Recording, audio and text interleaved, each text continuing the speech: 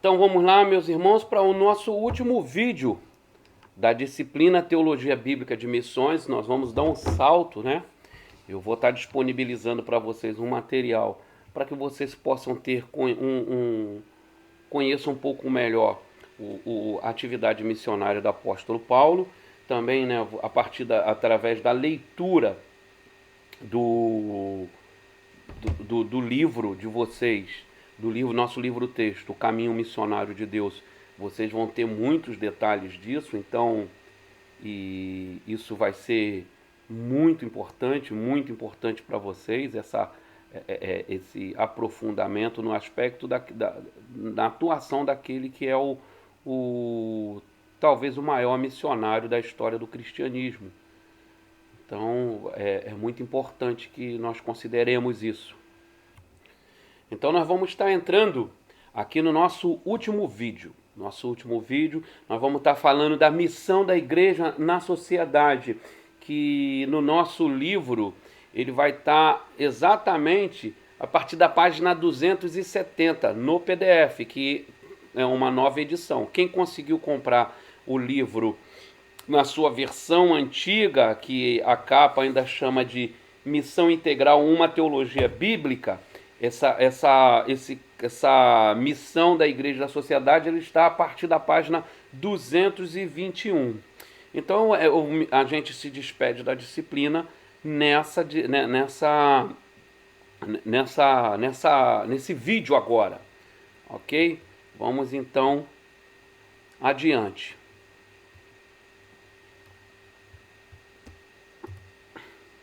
Então nós temos aqui um gráfico, né, uma linha do tempo dessa perspectiva, dessa visão da história da redenção, né? A história da redenção que começa lá na criação, como nós bem vimos, e é consumada em Apocalipse, na parousia, né? Na volta de Cristo. E nós percorremos todo esse trajeto, né, desde a criação, a queda, o chamado de Abraão, a peregrinação no deserto, né, com a saída do Egito, ou melhor, como eu gosto sempre de lembrar, a retirada à mão forte do Egito, depois a celebração das leis e dos pactos de Deus a partir do Sinai, passando pelo desenvolvimento de Israel como nação, estabelecimento da monarquia, a divisão dos reinos, né, com a proeminência ao reino do sul, da onde viria onde temos a tribo de Judá, da onde viria o Messias. Aí temos então como marco divisor a encarnação de Deus em Cristo Jesus. Nós temos a encarnação de Jesus, o Logos de Deus entra na história. E a partir de então aí nós temos o primeiro movimento, o ministério de Jesus, os seus aspectos missionários da vida e obra de Jesus. Aí seguimos adiante, nós temos o Pentecoste, que é o ato inaugural, por assim dizer, da igreja. E o Pentecoste, o livro de Atos, já vai nos mostrar, nos dar um panorama do que será a igreja a partir de então. Nós vemos ali a união de gentios e judeus, tornando todos um só corpo, uma só fé, um só Senhor, um só batismo, onde nós vemos ali a proeminência do apóstolo Paulo como o apóstolo dos gentios e o apóstolo Pedro como o apóstolo aos judeus, né? Mas uma única missão, uma única igreja. E por último nós temos a parousia, que é o que está registrado como se dará em Apocalipse, né? Parousia, ressurreição, julgamento e nova criação. Lembrando que essa ressurreição aqui é a ressurreição para o grande juízo, para comparecer diante de Deus. E o julgamento de todos, né? Depois dos mares e a terra terem devolvido seus mortos, e aqueles que não conheceram a morte chegar adiante, todos comparecerão diante do juiz de toda a terra. E então teremos lá, e eis que faço tudo novo, novo céu e nova terra. E o fim da história vitoriosa da redenção. O objetivo dessa aula em particular é mostrar as características da sociedade em que as epístolas do Novo Testamento foram escritas. Apresenta a carta de Pedro como um exemplo dessa relação apropriada com o mundo. Então, a carta de Pedro ela vai nos trazer uma ideia, vai nos dar uma ideia de como nós devemos nos relacionar com o mundo que é naturalmente adversário de tudo aquilo que nós propomos em Jesus Cristo, né? Eles são treva, nós somos a luz, então há uma rejeição natural. Primeiro ponto, a relação igreja e sociedade. As epístolas de Pedro tratam de... As epístolas, não necessariamente a epístola de Pedro, né? Desculpa aqui. As epístolas gerais, que a gente chama de epístolas gerais, elas tratam de um aspecto significante, de aspecto significante da maneira como a igreja primitiva se relacionava com o mundo. Então nós temos ali Hebreus, Tiago, Pedro, Judas e Apocalipse. Através da história da igreja, vemos duas táticas assumidas em relação ao seu envolvimento com a sociedade de maneira em geral. Isso é uma coisa que nós falamos muito, né? Por exemplo, quando nós lemos acerca ali do chamado neocalvinismo, o mandato cultural, com Abraham Kuyper, essa coisa assim, ele surge ali num período em que a igreja, no século XIX, ali em que a igreja mais uma vez ela escolhia áreas das sociedades onde ela deveria atuar. Ela não entendia como um agente de Deus para a redenção cósmica da totalidade. E isso a gente vê ao longo da história da igreja. O próprio movimento monástico é uma ideia de isolamento do mundo, onde que a ordem para a igreja ela é avançar, iluminar, resplandecer sobre toda a criação. E a gente sempre teve essa dificuldade na história da igreja, do homem se isolar do mundo, da igreja se isolar do mundo, onde a ideia da igreja com o seu mandato cultural, o seu mandato social e seu mandato de adoração, né, ser aquela que vai por entre as nações, por entre os povos, em todos os segmentos da sociedade, anunciando as virtudes do Deus que os chamou, resgatou das trevas para a sua maravilhosa luz. Fatores que contribuíam para uma dessas posições: isolamento ou participação. A hostilidade ou a receptividade pela sociedade da igreja e da sua mensagem. Então, isso sempre foi um aspecto importante. De acordo com a forma com que era recebida a presença da igreja na sociedade, você tinha mais ou menos relação entre as partes. Um segundo motivo é a atitude otimista ou pessimista da igreja, né, da transformabilidade da sociedade. Também uma ideia equivocada, fatalista, por exemplo, de que o mundo vai de mal a pior, o mundo jaz no maligno, o fim deles é esse mesmo. Então, isso em alguma medida sempre desencorajou a igreja de avançar em direção a esses segmentos deteriorados da sociedade, buscando levar ali a presença do reino, a marca da redenção. Um terceiro aspecto é a compreensão pela igreja do destino divino deste mundo. Uma compreensão equivocada de que ao entender que o mundo que jaz no maligno, que tudo aquilo é mal, a perspectiva da igreja durante muito tempo, em alguns segmentos, é de uma destruição do mundo criado, onde que a verdade não é. Deus fala de restauração. Da mesma forma que nós seremos restaurados e conformados à imagem do primogênito da ressurreição, da premissa da ressurreição, essa terra ela será restaurada ao projeto original de Deus. Então, Deus não vai fazer novo céu, ele não vai fazer um novo homem. Tanto o homem quanto a criação, de maneira geral, será restaurada a sua dignidade e a sua condição original. Uma influência, né, importante, não podemos perder de vista, a influência do pensamento filosófico, e especialmente do neoplatonismo, né? Um novo pensamento influenciado por Platônico, uma releitura da filosofia platônica, né? nesse dualismo, no pensamento, na infiltração do dualismo neoplatônico no pensamento da tradição cristã, vai ser determinante para esse tipo de atitude extrema na relação igreja-muito. Onde, nesse dualismo, o mundo superior é o mundo espiritual, a essência da alma, o campo das ideias. E o mundo inferior é a matéria, a existência e o corpo. E nós vemos isso presente já ali, principalmente João lida muito com isso, né?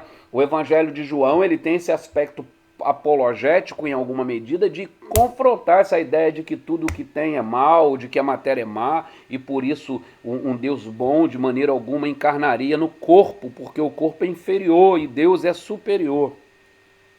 Então esse é um motivo também, né, que influencia. Lembrando que especialmente a igreja ocidental ela vai sofrer isso de maneira muito intensa, que é a igreja helenizada.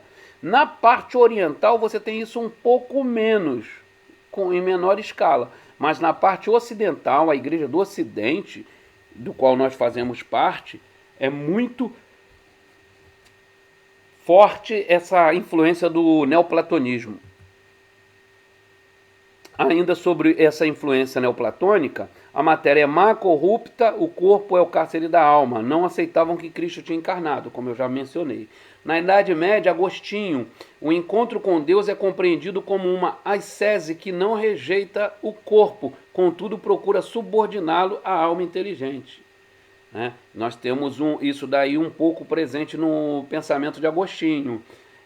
A palavra monge deriva da palavra grega que significa sozinho, ambiente de desconfiança para com sexualidade, os instintos, corpo e prazer. A gente falou, né, na introdução desse vídeo que o movimento monástico é um exemplo dessa separação nociva, né, desse isolamento que foi registrado na história da igreja. E que ainda, não mais como na época do monasticismo, mas ainda é presente.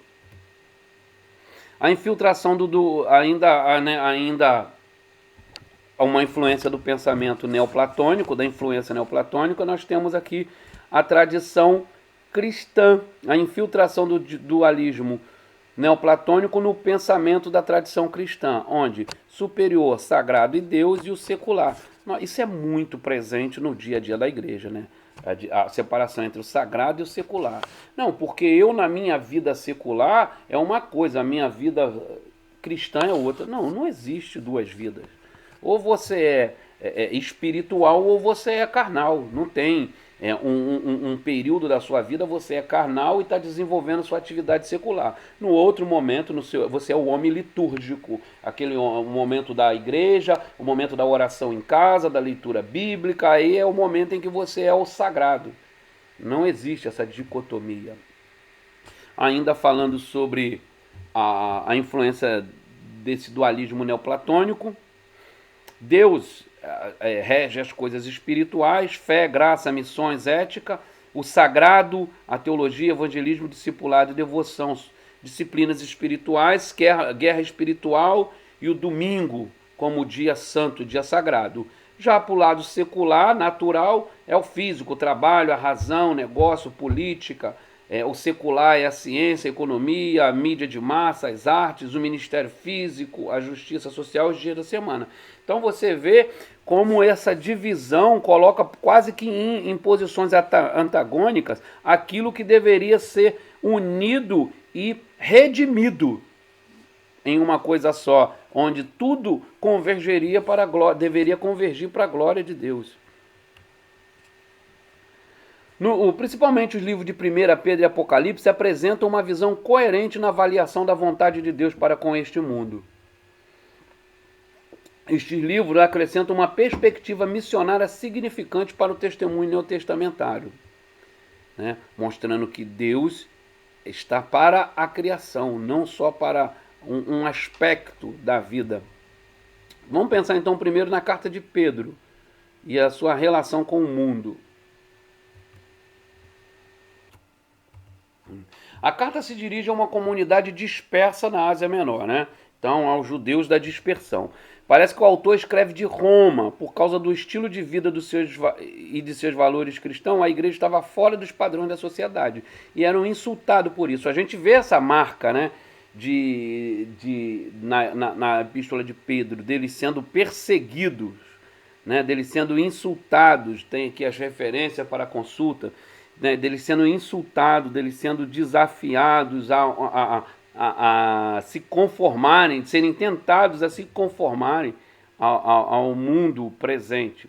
Eles sofriam, eram ridicularizados e tidos como forasteiros na própria terra. Mesmo assim, a carta demonstra uma atitude positiva em relação ao mundo. A salvação de Deus se torna a base para a identidade da igreja e sua responsabilidade no mundo. Na carta, o cristão não deve se separar do mundo nem condená-lo. A comunidade cristã deve oferecer um testemunho vivo, um testemunho vivo da esperança que eventualmente levará o mundo a dar glória a Deus. Um testemunho de vida. Logo, esse é o padrão de demonstração do mundo. Então Pedro exorta a pureza moral, não se render às paixões carnal. Isso vai desencadear, vai levantar hostilidade, né? Mas a comunidade precisa permanecer sóbria e até se alegrar por isso. Um envolvimento na sociedade pelas obras, né? Tornar-se conhecido pelas suas obras, pelas obras de piedade, da caridade, do amor fraternal. O testemunho da pureza moral, da conduta moral, eles silenciam as difamações. Pedro fala, né, que ninguém acha motivo, acha ocasião, mas que ao falarem, falem injustamente. A igreja passa a ter uma vida distinta na sociedade. Pelo seu envolvimento, ela tem um impacto missionário, né? O comportamento, a pureza moral, o envolvimento na sociedade, ela proclama as virtudes daquele que te trouxe das trevas para a sua maravilhosa luz. É a ideia da proclamação através da sua vida, do guardar a moral, as leis de Deus, né? O testemunho verbal, a proclamação. Como consequência da sua eleição, a igreja proclama, né? Como está lá em 1 Pedro capítulo 2, verso 9. O cristão é chamado a dar razão da sua fé, né? Esteja sempre pronto a defender a razão da esperança que há em você. Não pode ser por um tom de superioridade ou arrogância. Isso é muito importante. A eleição, a escolha de Deus não deve ser nunca, em circunstância nenhuma, motivo de arrogância. Antes, a eleição deve nos humilhar, nos deixar humildes, sabendo que não foi por alguma qualidade nossa que nós fomos escolhidos, mas Deus nos escolheu nele por bondade e graça. Então diz, mas fazer o quê? Da razão da vossa fé, né? Proclama o evangelho, vive um padrão ético-moral consistente com a fé anunciada, mas fazer isso com mansidão e temor, tendo boa consciência, para que os que o caluniam o vosso bom procedimento em Cristo fique envergonhado naquilo que falam mal de vocês. Então, não é com tom de superioridade. 2. A revelação. A proclamação humana precisa ser acompanhada pela revelação divina. Capítulo 1, verso 11 e 12. Olha o que diz, Amados, exorto-vos como a peregrinos e estrangeiros, a vos absterdes dos desejos carnais que combate contra a alma. Seja correto o vosso procedimento entre os gentios, para naquilo de que falam mal de vós, como se fosse praticante do mal, ao observarem as vossas boas obras, glorifiquem a Deus no dia da visitação, isto é, no dia da volta de Deus, no retorno, na parousia. A natureza reveladora da palavra de Deus é fundamental para a transformação do ouvinte. Capítulo 1 ainda, verso 23, ao ser insultado, verso 22, falando de Jesus, ele diz, ele não cometeu pecado, nem engano algum foi achado na sua boca. Ao ser insultado, não retribuía um insulto. Quando sofria, não ameaçava, mas entregava-se àquele que julga com justiça. Ele mesmo levou nossos pecados em seu corpo sobre o madeiro, para que, mortos para os pecados, pudéssemos viver para a justiça. pelas suas feridas fomos sarados, porque vivias como ovelha desgarrada, mas agora retornaste ao pastor e bispo de vossas almas. Louvado seja Deus que nos arrebanhou para o seu átrio, para o seu redil. O bom pastor nos buscou bem longe do redil. O equilíbrio deve ser uma marca do cristão, nós já lemos, né? Ele tem que ser sóbrio. Ele tem que ser sóbrio. Sóbrio. Do 1 ao 17 está falando isso. Eu li o texto errado, meu irmão. Eu li 2, 23, 24 e 25. Era para eu ter lido, na verdade, 1, 23, 24 e 25. Então diz, ó, foste regenerado. Então, olha lá, a natureza reveladora da palavra de Deus é fundamental para a transformação do ouvinte. 1 Pedro, capítulo 1, 23 e 25. Ó.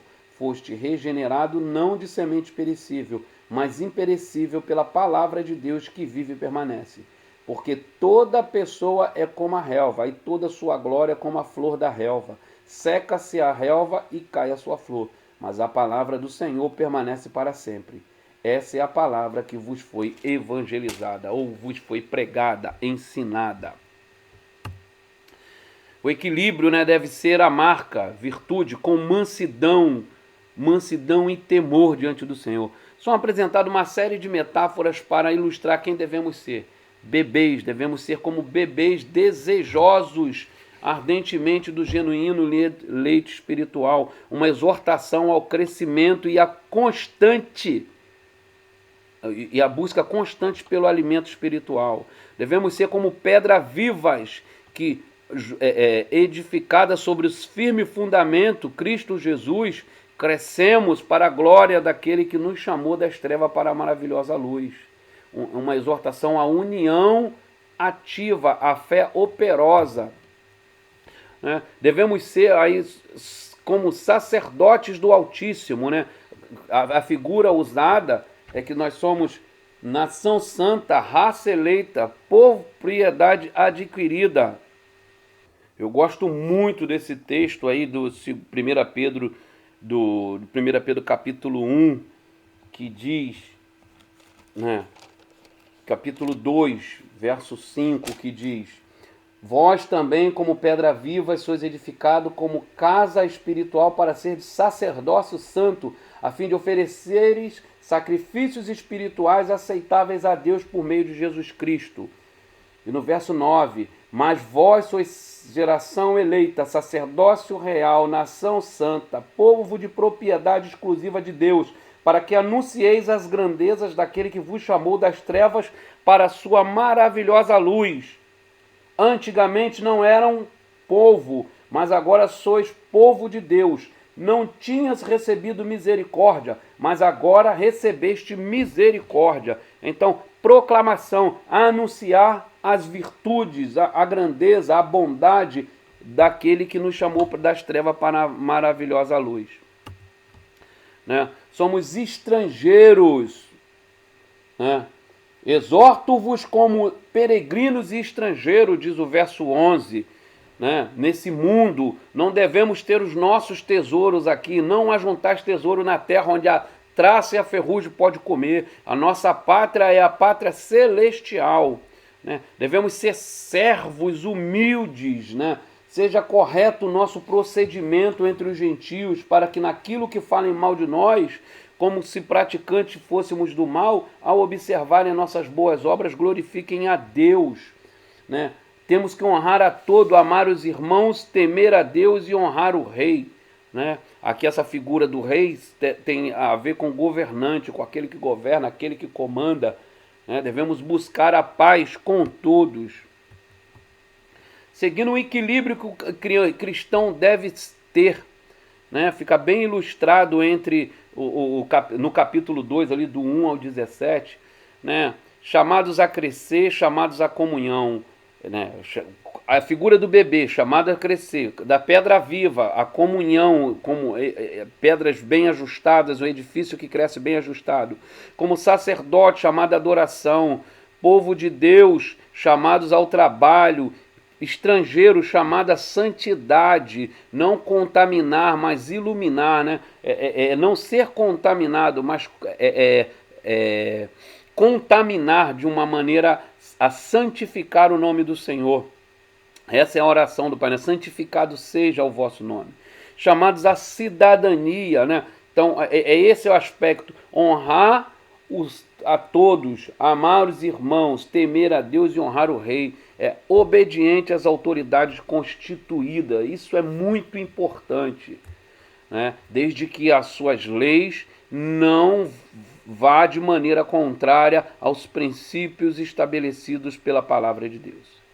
Mesmo em frente à sociedade pagã da época, que não entende as particularidades dos cristãos e se chateia pela recusa deste de assumir os seus valores, a igreja deve ser tanto firme na sua boa conduta, como também participar nas instituições da sociedade, a fim de efetuar um testemunho cuja finalidade é levar os gentios a glorificarem a Deus no dia final.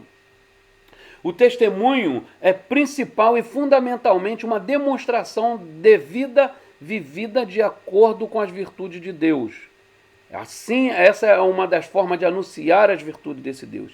Entretanto, é complementado pela proclamação verbal da igreja e efetuada pela própria revelação de Deus. Assim, 1 Pedro esclarece a atitude apropriada da igreja com relação ao mundo. É muito importante essa fala, porque o que acontece? Virou quase um mantra a ideia, pregue o evangelho, se necessário com palavras. Não, nós temos exortação nos evangelhos, nas cartas, de que nós devemos proclamar. A ordem é prega a palavra em tempo e fora de tempo. Pregar é abrir a boca e proclamar as virtudes. Logicamente que acompanha isso ao nosso padrão, a nossa conduta. É como diz, os sinais acompanharão. Então, primeiro eu anuncio, eu prego, os sinais me acompanharão, eles podem acontecer, mas a minha missão é ir e pregar. Da mesma forma, eu prego o evangelho, que é a ordem primeira, e a minha conduta sinalizará a minha fé naquilo que eu prego, a minha crença naquilo que eu prego, a minha submissão àquilo que eu prego. Por fim, nós temos a bibliografia recomendada, né? E nós terminamos aqui o nosso conteúdo da teologia bíblica da missão, conforme pretendido pelo nosso curso. Então, meus irmãos, logicamente, para concluir aqui essa videoaula, logicamente que é impossível, no curto tempo que nós temos, cobrir toda a amplitude, né? Toda o progresso da revelação de Deus. É impossível isso.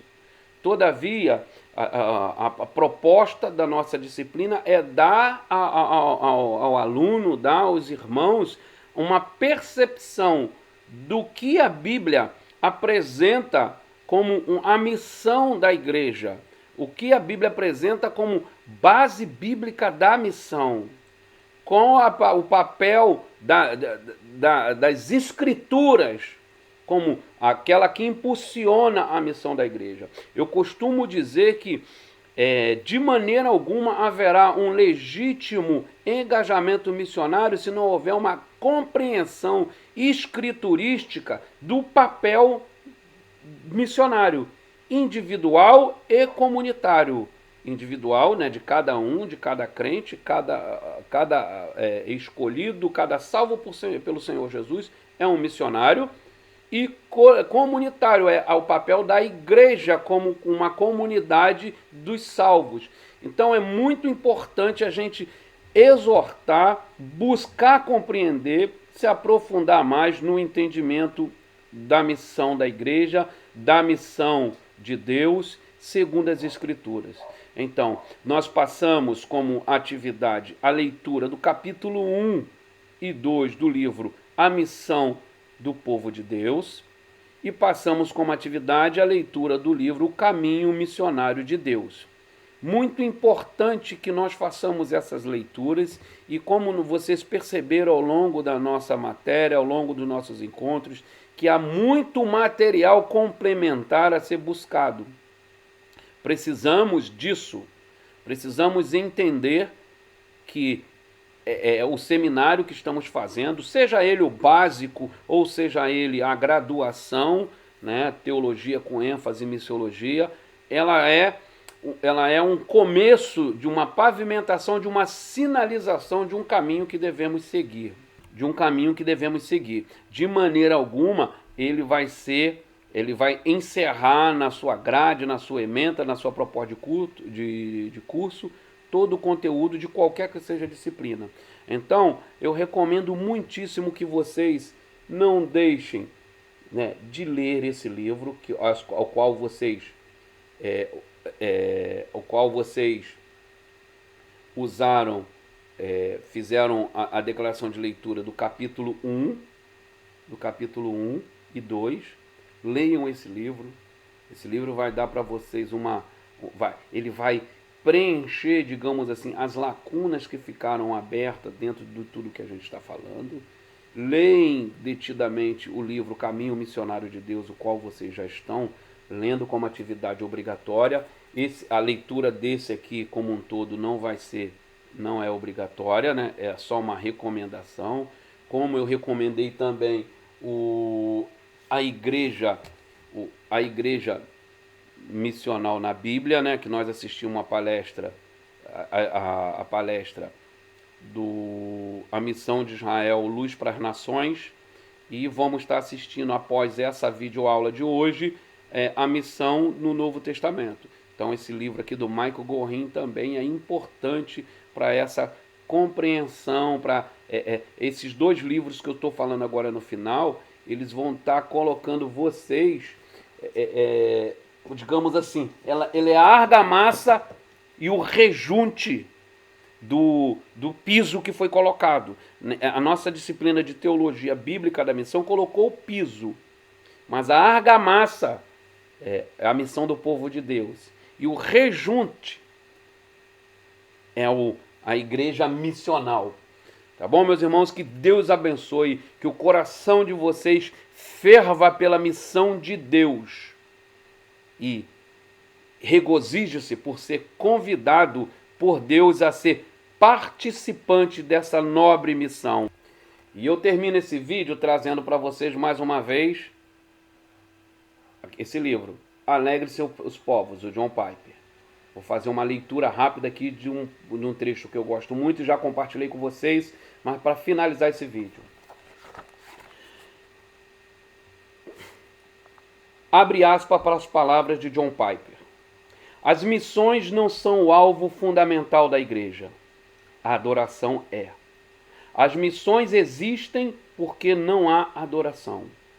A adoração é fundamental, não as missões, porque Deus é essencial, não o homem. Quando esta era se encerrar e os incontáveis milhões de redimidos estiverem perante o trono de Deus, não haverá mais missões. Elas são uma necessidade temporária. A adoração, porém, permanece para sempre. A adoração é, portanto, o combustível e a meta das missões. Esta é a tese central deste livro desde a sua primeira edição em 1993. Apesar de todas as mudanças no mundo, isso não mudou. A adoração sempre foi e sempre será o propósito fundamental de Deus no universo. Ela sempre foi o fogo que alimenta nossa paixão por alcançar as pessoas que não adoram o verdadeiro Deus por meio de Jesus Cristo. Fecha aspas, palavras de John Piper. Deus abençoe, meus irmãos.